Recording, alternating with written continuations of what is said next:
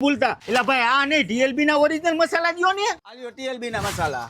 જો હું આ કેતો તો હવે જો પ્રોગ્રામ સામે આને ને કોઈ દી પ્રોગ્રામમાં જ ન આવે નકરા ઠામણા દોરેવા રાખે. એટલે મને ડુંગળીની એલર્જી છે એના સુધારવા ક્યાં બેહાયરો? એટલે હજી તમે કરી નથી રહ્યા અને તું હાથિયું ફટાકે ભાઈ રાત નથી કરવાની મારે છોકરા ઘરે વાટ જોતા હોય એટલે કરશન બાઠિયો તો બહુ ખરો હો. એટલે કાજુ બહુ મીઠા છે.